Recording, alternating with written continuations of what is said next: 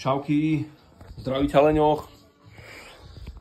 Mám tu také odporúčanie, tento Passat B5,5, doslova tento kanadský. Kúpil som to nie za veľa peňazí, pretože to malo problémy, vyhadzovalo to do núdzáku. Ja som staré turbo poslal do pištole, je tam repasované. No a robil som aj rozvody, takže ak budete robiť rozvody a budete mať celé to čelo dolu, ja už som ho dole mal, vtedy máte krásny prístup aj k N75 potlakovému ventilu, ktorý potrebujete, pretože toto turbo nie je elektrické a tu je potrebný potlak, ináč turbo nepôjde, alebo bude mať nejaké trable. Ja som vymenil všetky potlakové hadičky, plus som sem dal takto spolu na miesto takej tej malej plastikovej. Proste všetky som vymenil, urobil som žhaviče, bla bla bla, nepodstatné.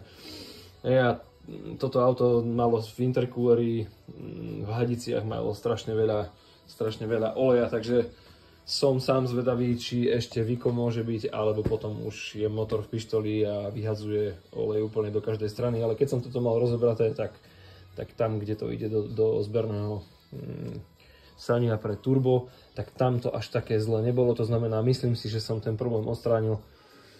Uvidím, som sám zvedavý. Keď to budete mať rozbraté, ja som si sám povedal, urobím to potom, ten N75, ak s ním budem mať problém. A teraz je k tomu naozaj zlý prístup, ruky dofaklané, pretože potrebujete aj k tomuto šrobiku, aj k tomu, aj proste je k tomu zlý prístup. Keď budete mať celé čelo dole, to auto má potom viac kilometrov, nepýtajte sa, zoberte ten N75 a dajte ho do koša, toto je on. Tento slon, kôň.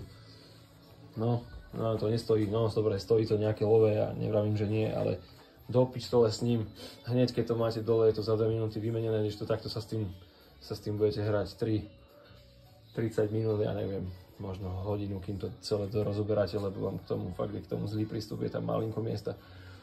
No, moja chyba, učíme sa väčšine. Takže ja som veľmi zvedavý, teraz už keď som naštartoval, tak už po pridaní je počuť, už tam mám aj ten potlak.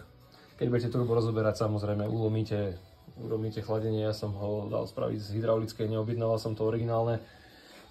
Není to úplne najšťastnejšie riešenie, lebo tu sa mi to trošku opiera, tu je taká výstuha, takže keď si tam budete dávať tú novú hadicu, tak tento spodok s ním dávajte kovový, ale trošku viacej ohybný, aby to nebolo až takto natesno, ale tá hadica je dosť pevná, takže to mazanie oleja by malo fungovať a nemal by s tým byť problém.